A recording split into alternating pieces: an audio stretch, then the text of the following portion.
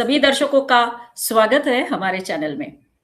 लोकसभा का सत्र अभी-अभी खत्म हो गया है। 150 साल वंदे मातरम को कंप्लीट होने के लिए जो डिबेट हुआ, उसमें हमने देखा कि वंदे मातरम पर कितना बड़ा डिबेट हुआ और बहुत सारी चीज़ें सामने आई, दर्शकों को भी पता चली, लोगों को भी पता चले। लेकिन 2 मुख्यतः बातें हुई उस डिस्कशन में। एक तो पहले ये कहा गया कि वंदे मातरम हमारा है, जो विपक्ष कह रहा था।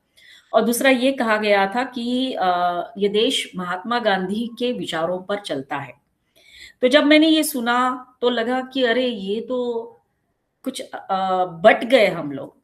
अलग-अलग विचारधाराओं में तो बँटे हुए ही हैं, लेकिन जब वंदे मातरम की बात हुई तो ये भी बँट गया ऐसा लगा।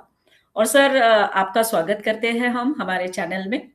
और आज हमारे साथ जुड़े हैं हमारे बहुत विशेष अतिथि डॉक्टर अंकुर जोशी जी, जो मैनेजमेंट स्टडीज़ वनस्थली विद्यापीठ में फैकल्टी मेंबर है, लेकिन साथ-साथ वो एक बहुत अच्छे लेखक भी है, जिन्होंने अभी एक बुक प्रकाशित किया है, शास्त्रीय पैरेंटिंग करके।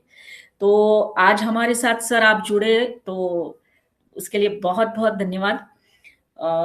और सर हम आज बात करेंगे कि जो लोग बात कर रहे थे संसद में कि ये देश सिर्फ महात्मा गांधी के विचारधाराओं पर चलता है और वंदे मातरम को भी हमने सर बांट दिया, वो जैसे बताया उन्होंने कि हमारा है वंदे मातरम।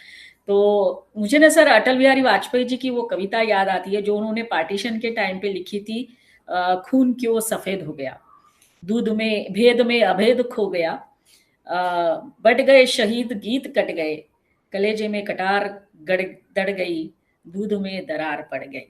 तो शहीद कट हमने बांट दिए, हमने गीत बांट दिए। तो आज हम उसी के बारे में चर्चा करेंगे कि कैसे हमारा देश एक संगम है सभी अलग-अलग विचारधाराओं का।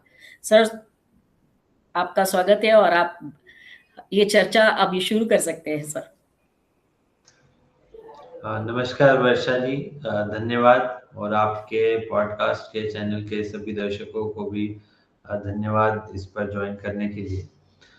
तो आपने बिल्कुल बहुत अच्छा विषय रखा कि हम इतना संकुचित विचारधारा वाला देश नहीं है, ना ही कोई एक ही धारा में बहने वाला देश है। यस। और ये इसी से दिखाई दे सकता है हमको कि इतनी सारी विविध विचारधाराएं, मत, संप्रदाय, पंथ और उनके जो अलग-अलग लेखक हुए, उनके अलग-अलग ऋषि, मुनि, संत हुए, अलग-अलग परंपराएं हुई। तो वो जो विविधता है उसका अपना महत्व है और उसको किसी भी रूप में जब हम केवल एक ही दृष्टि से अगर देखने जाते हैं तो वो कभी संभव न, ऐसे प्रयास भूतकाल में संभव हो पाए हैं, न वर्तमान में हो पाएंगे और शायद भविष्य में भी नहीं हो पाएंगे। यस। तो ये तो बिल्कुल सत्य ही बात है और ना ही उसको अ, बांटा जा सकता है। कागजों पे भले ही हम निशान बना दें, देश का बंटवारा दिखा दें, राज्यों का बंटवारा दिखा दें, जिलाओं में उसको बांट दें, जिलों में बांट दें, तो वो तो सिर्फ कागज पे कई कई शताब्दियां क्या कई समय से प्रयास हुए हैं इन चीजों के, लेकिन वो प्रयास कभी भी सफल तो होंगे नहीं। थोड़े समय के लिए उसमें अपभ्रंश आता रहता है कि वो कोई एक विचारधारा बलवान हो जाती है, तो ऐसा होता रहता है, लेकिन वो हमेशा एक विशाल वृक्ष के रूप में वो पुनर्स्थापित हो ही जाता है। Yes sir. तो सर जब बात करते हैं सर हमारी विचारधाराओं की सर, तो हम अगर बात करेंगे तो कितना हजारों पुराना संस्कृति है हमारी विचारधाराओं में, कितनी सारी बात कही है। लेकिन सर अगर हम कहेंगे कि गुलामी का काल जो ब्रिटिश काल से शुरू हुआ, तब से लेकर अगर बात करते तो कितने सारे लोग, कितने सारे लेखक साथ में आए। हाँ, देखिए आपने बड़ा अच्छा प्रश्न पूछा और पिछले कुछ समय से मैं इसी पर विचार कर रहा था कि जो ब्रिटिश के भारत आने का जो काल है और उनका जो जो भी घटनाएं घटी 400 वर्षों में, 400 वर्ष मैं इसलिए बोल रहा हूँ क्योंकि करीब 1600 के आसपास वो लोग 17वीं शताब्दी के शुरुआत में यहाँ पर उनका आना प्रारंभ हो गया था। उसके पहले डच, पोर्तुगीज ये लोग भी आना, मतलब उनका आना शुरू हो गया था। Yes sir. तो उस पूरे कालखंड को मैंने भी अपने आप से एक बात की कि हम उसको केवल गुलामी जब कहते हैं तो उस शब्द को प्रयोग करने में ही बहुत सारी कहानियां छूट जाती है। जैसे राइट। 1600 से जब उन्होंने आना शुरू किया ईस्ट इंडिया कंपनी, वो कुछ नवाबों के पास जाते थे, वो कोई ऐसे म्युनिसिपल कलेक्शन के कामों में लग जाते थे, कुछ छोटा छोटा बिजनेस के रूप में जब वो करते थे, तब से लेके अगर देखा जाए तो करीब उनको 100 एक साल लगे धीरे धीरे अलग अलग जगह पर उनको अपनी पेठ बनाने में। यस। फिर उसके बाद 1757 का जो बैटल्स उस समय के एरा के कहे जाते हैं बहुत सारे थे, तो जिनको बोलते हैं कि जिसके बाद एक तरह से ईस्ट इंडिया का जो समय शुरू हुआ था भारत में, तो उसमें भी अगर आप देखें तो तब से लेके 1857 तक कहीं कहीं कोई ना कोई रूप में उनका विरोध कर रहा था। कोई क्रांतिकारी ने अपना तन मन धन से बलिदान दिया, छोटे बच्चे, महिलाएं, बूढ़े, जो भी जिस भी व्यक्ति, कोई सैनिक है, किसी न किसी रूप में कहीं ना कहीं उनका विरोध जरूर हो रहा था, उनके खिलाफ कोई ना कोई कार्य कर रहा था। तो वन साइडेड वो नहीं था। तो एक यस। तरह से वो एक संघर्ष काल था जो चलता रहा। तो मैं इसलिए कई बार उसको कि हम परतंत्र काल की जगह उसको एक संघर्ष काल कहें कि जिसमें निरंतर संघर्ष चल रहा था। फिर 1857 की जो जैसे वीर सावरकर जी ने बहुत सुंदर पुस्तक लिखी, मराठी में है लेकिन उसका अनुवाद अवेलेबल है हिंदी में, 1857 का स्वातंत्र्य समर। तो वो शब्द ही उसने कि उसको फर्स्ट वॉर ऑफ इंडिपेंडेंस बोला। अंग्रेजों ने उसको रिवॉल्ट, म्यूटिनी ऐसे शब्द दे दिए, गदर का नाम, लेकिन हमारे लिए तो वो तो संग्राम था, स्वतंत्रता संग्राम ही था। तो उस समय भी कितने सारा जो हुआ, उनकी पुस्तक में आता है कि कैसे एक वो गुलाब का फूल है, कमल का फूल है, जो हर सैनिक के पास जाता था वो उसको यस। सूंघता था तो वो उसकी स्वीकृति होती थी। यस। तो वो किताब जब इन्होंने लिखी थी वीर सावरकर जी ने, तो ये करीब 1900 के आसपास लिखी थी। वो किताब कई क्रांतिकारियों ने बाद में उसको पढ़ी। तो ये सब चीजें घट रही थी 1857 के समय। कई सारे व्यापारी थे जिन्होंने उसके लिए तन मन धन से अपनी सेवाएं दी थी। किसी एक व्यापारी थे जिन्होंने करोड़ों, आज के समय में अगर उसका राशि देखी जाए तो करोड़ों रुपए थी, वो हम्म। उन्होंने पूरी दे दी थी, जिस वजह से अंग्रेजों ने उनको फांसी पे लटका दिया था और श्वानों से उनको नचवा के उनको मारा था। तो ऐसे ऐसे लाखों करोड़ों लोगों का उसमें त्याग है, बलिदान है, जिन्होंने उसको सरेंडर नहीं किया। कई लोगों ने, कुछ लोगों ने कर दिया, उनकी क्षमताएं नहीं थी तो उन्होंने सरेंडर किया, लेकिन अनेक ऐसे लोग थे जो संघर्ष करते रहे। कई 15-15, 20-20 साल के बच्चे जो है वो शहीद हो गए, वो कहीं फांसी पर टंग गए, कहीं जेलों में चले गए। अब इतनी सारी जेलें थी, सभी जेलें भरी रहती थी। अंडमान निकोबार की सेलुलर जेल, वहां तो कितना यातनाएं होती थी उनके ऊपर, तो सभी जानते। तो इतना सब होने के बाद भी और निरंतर वो क्रांति चलती रही। अभी संजीव सन्याल जी ने भी एक पुस्तक लिखी है रिवॉल्यूशनरीज करके, यस। उसमें उन्होंने इतने सुंदर रूप से यही बताने की कोशिश की कि जो एक हमारे इतिहास की किताबों में इन सब क्रांतिकारियों और उनकी कहानियों को बस एक फ्रिंज इंसिडेंसेस, फ्रिंज एलिमेंट्स की तरह बता के छोड़ दिया जाता था कि अच्छा यहाँ कुछ हुआ, यहाँ कुछ हुआ, यहाँ कुछ हुआ। लेकिन उनकी पुस्तक में उन्होंने बताया है कि ये कैसे पूरा एक नेटवर्क था सभी क्रांतिकारियों का, और आपस में एक दूसरे से वो प्रेरणा लेते थे, एक दूसरे से मिलते जुलते भी थे, और उनका जो लक्ष्य था वो केवल एक ही था, भारत की स्वतंत्रता। तो उसमें इतने सारे लोगों के नाम हैं जिनको के शायद बहुत सारे हमारे युवाओं को उनके नाम भी नहीं पता होते। यस।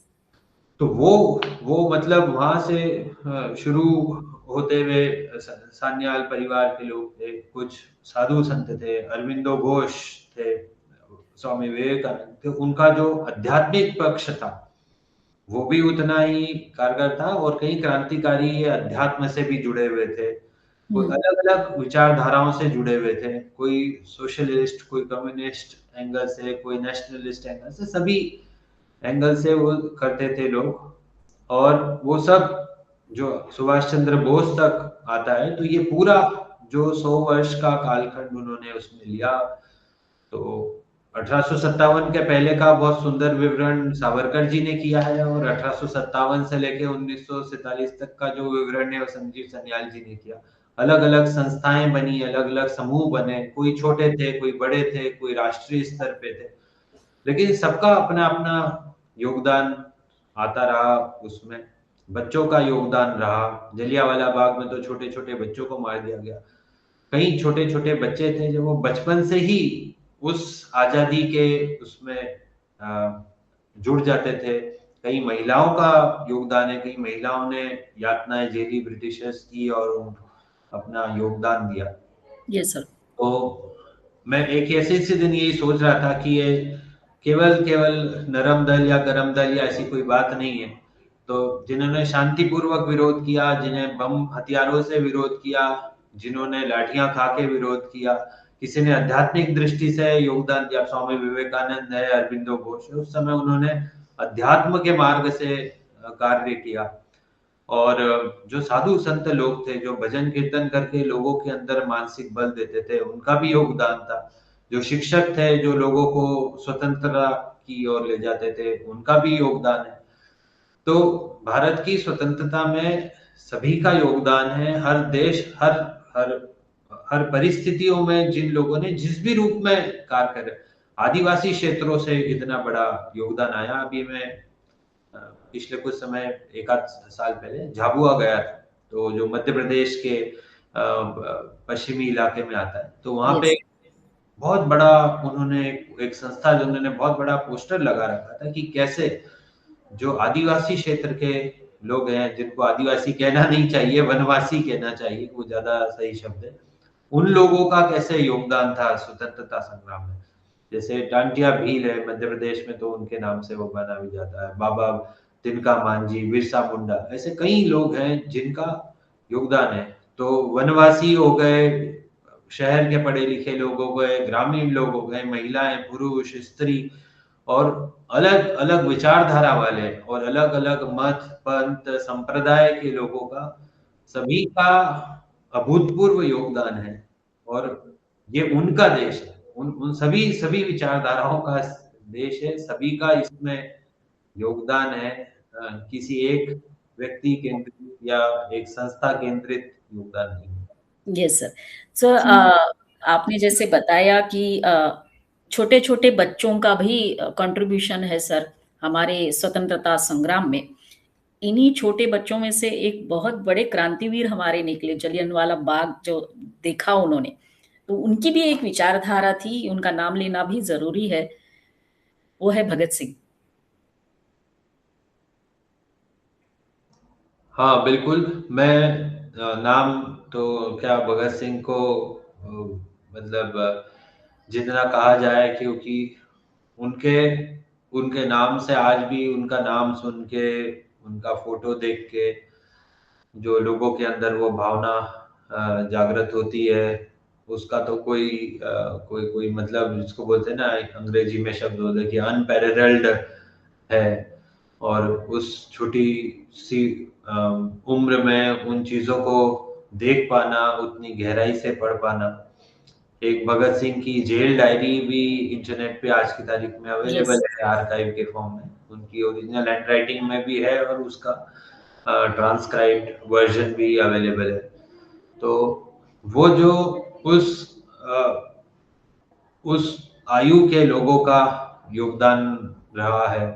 ऐसे ही आपने भगत सिंह जी का नाम लिया, उनके जो भाई उधम सिंह जी थे, सान्याल जी के लोग थे, वीर सावरकर हैं, मतलब वो जतीन दा थे, मदन लाल धिंगरा थे।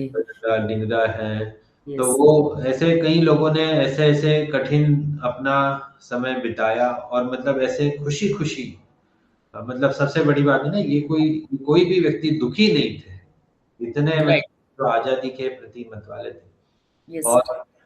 मतलब उनके लिए जो प्रेरणा थी वो और भी पहले, क्योंकि उनको अभी जैसे आज हम लोग उनकी प्रेरणा लेते हैं, तो इन लोगों ने किसकी प्रेरणाएं ली, तो वो भी जानना है, क्योंकि हमारे देश की अखंडता को बनाए रखने के लिए उसके भी 1000 साल पहले से लोग अपना त्याग तपस्या बलिदान दे रहे थे।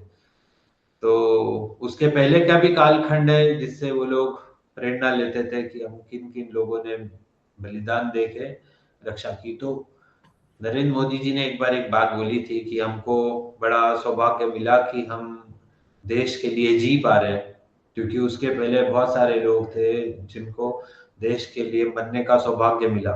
हम्म। तो मुझे ये लगता है कि कई बार हो सकता है ये एक छोटा सा समय आए जब हमको देश के लिए जीने का अवसर प्राप्त हो, लेकिन जिस तरह की विश्व में परिस्थितियां निर्मित हो रही है, अब वो वैसा लग रहा है कि वापस से लोगों के बलिदान का समय वो कभी जाता नहीं, वो तो निरंतर बना रहता है, और उस निरंतरता में ही ये सब चलता रहता है, ऐसा मुझे लगता है। Yes sir. और सबसे बड़ी बात सर जो है कि आपने जैसे बताया कि गरम दल नरम दल नहीं बोल सकते, लेकिन सब भी मिलकर संघर्ष कर रहे थे। तो भगत सिंह की बात हुई तो उनके भी आदर्श रहे। उन्होंने सर पहले ये एक किताब पढ़ी थी, स्वतंत्र वीर सावरकर ने जो लिखी, 1857 का स्वतंत्र समर। तो उनके लिए वो बुक या उनके जैसे जो नौजवान थे प्रेरणा बनी। तो हम ये कह सकते हैं कि सर वीर सावरकर की एक विचारधाराओं के साथ भी उस टाइम की जेनजी जुड़ी। आज जो जेनजी की बात होती है तो ये उस टाइम के जेनजी थे जो सावरकर की विचारधाराओं के साथ जुड़े और उन्होंने अपनी तरफ से प्रयास किए। हाँ, बिल्कुल।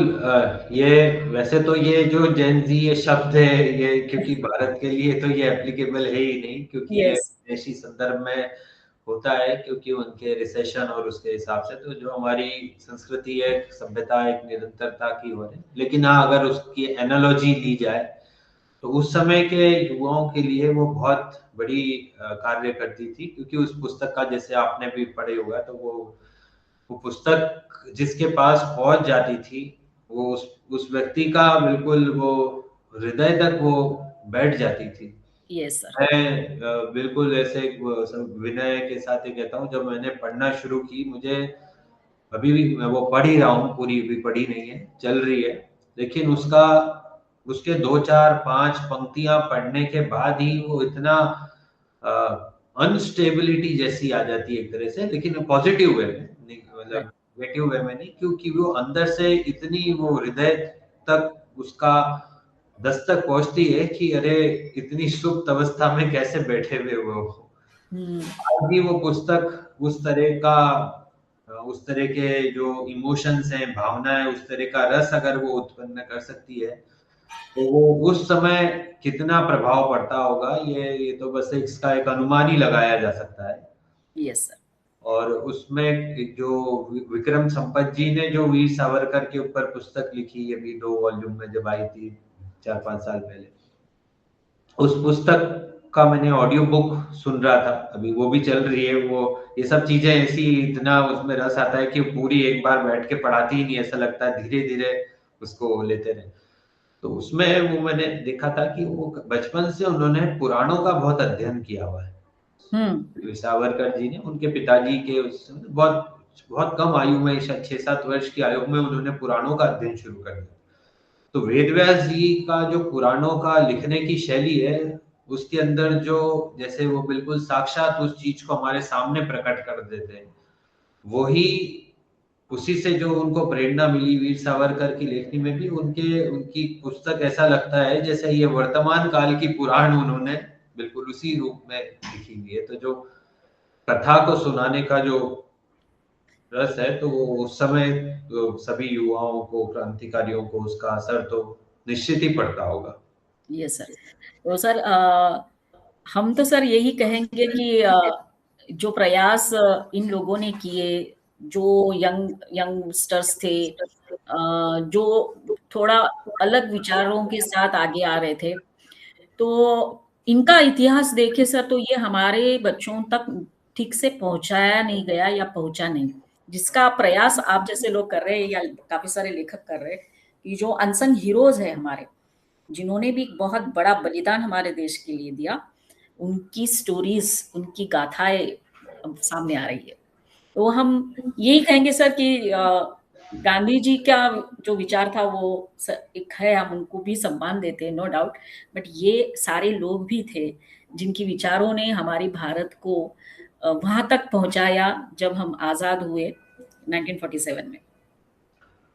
हाँ, बिल्कुल, जैसे आपने कहा कि मतलब कोई भी किसी का भी योगदान नगण्य नहीं। जैसे गांधी जी का तो योगदान है ही, जैसे उन्होंने जो एक सांस्कृतिक स्तर पे लोगों को राम राज्य की कल्पना का लोगों को विश्वास दिलाया था कि राम राज्य, हिंद स्वराज्य, तो वो अब जैसे हर कोई व्यक्ति में उस तरह की क्रांति करने की क्षमता नहीं थी, तो वो अपना योगदान कैसे दे, तो बैठ के अगर भगवान के भजन भी करते थे लोग, तो वो भी साथ में बैठ के कई गांव के लोगों को भगवान के भजन कराते थे।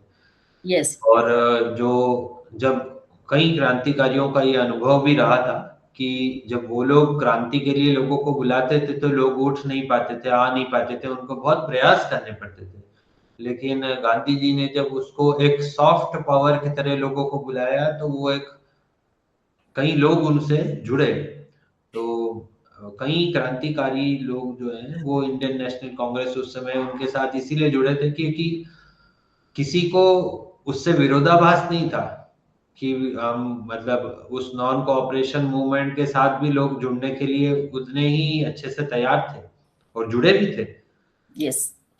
तो उनका भी योगदान है मासेस को लाने में, क्रांतिकारियों का भी योगदान है, बच्चों का है, बूढ़ों का है, सभी लोगों का है। तो मूलभूत बात यही है कि वो और आपको जैसे आपने जेन जी की भी बात की कि वर्तमान पीढ़ी उन सब चीजों की बात, तो अभी हम देखते हैं कि कई बार बच्चे जो है वो प्रश्न पूछने लग गए हैं कि ऐसा क्यों होता है कि सारा क्रेडिट सिर्फ एक ही परिवार के लोगों को चला जाता है। तो वो सोशल मीडिया की वजह से अब लोगों को दूसरी कहानियां सुनने को भी मिल रही है कि ये भी होता है। अब जैसे कई पुस्तकें आने लग गई हैं, जैसा संजीव सन्याल जी की बुक है, विक्रम संपत जी की बुक है, राजीव मल्होत्रा जी की किताबें हैं, यस।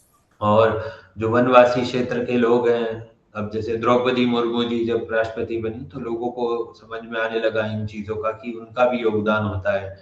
पद्म भूषण, पद्मश्री, जितने भी अब ऐसे भारत के सर्वोच्च सम्मान हैं, उन सब सम्मानों में इस तरह के छोटे छोटे शहर, ग्रामीण इलाकों के जब लोगों को सम्मान मिल रहा है, तो युवा पीढ़ी को इस पक्ष की ओर भी स्वतः ही ध्यान जा रहा है कि हाँ, ऐसा भी आज भी अगर हुआ है तो पहले भी ऐसा हुआ होगा। तो सोशल मीडिया का वैसे तो ये भी जो युवा पीढ़ी है उसके ऊपर बहुत भयानक नकारात्मक असर हो रहा है, लेकिन ये एक ऐसा सकारात्मक उसका स्वरूप है जिस वजह से वो सत्य को जान पा रहे हैं कि विगत 100, 400, 500, 1000 साल में जो जो भी कुछ हुआ, वो हिस्ट्री की किताबों में, सिविक्स की किताबों में जो लिखा हुआ है उससे कई गुना अलग तरह से हुआ था। तो इसकी जानकारी अब जनमानस तक पहुंच रही है और उनके मन में भी ये प्रश्न उठने लगे। यस, और ये प्रश्न उठना भी चाहिए सर। तो सर अंत में हम यही कहेंगे फिर से सर, अटल बिहारी वाजपेयी जी की कविता से हमने शुरू किया था और उसी के ऊपर कंक्लूड करेंगे कि उन्होंने उसी कविता में जो लिखा था कि जब पार्टीशन हुआ था कि बात बनाए बिगड़ गई थी, तो वो लाइन उनकी कविता में है। तो अभी इस तरह से बातें नहीं होनी चाहिए कि जो हमारे वीर लोग थे उनको अलग अलग विचारों में नहीं बांटना चाहिए, क्योंकि वो कहते हैं वाजपेयी जी की अभी अपनी छाया से ही डर लगने लगा है, तो ऐसा नहीं होना चाहिए। यही हम चाहेंगे, जो फ्यूचर जनरेशन है उनको इस बारे में सोचना पड़ेगा। तो सर आज हम आपको बहुत धन्यवाद देना चाहेंगे कि आप हमारे साथ जुड़े और इस इम्पोर्टेंट टॉपिक के ऊपर आपने हमारे साथ चर्चा की। सभी दर्शकों को कहेंगे कि हमारा ये वीडियो ज़रूर देखिए, लाइक करिए, शेयर करिए, कमेंट करिए और हमारे चैनल को सब्सक्राइब करते रहिए। Sir, thank you once again. धन्यवाद। जय हिंद, वंदे मातरम। जी, धन्यवाद। जय हिंद, वंदे मातरम। यस, नमस्कार। नमस्कार।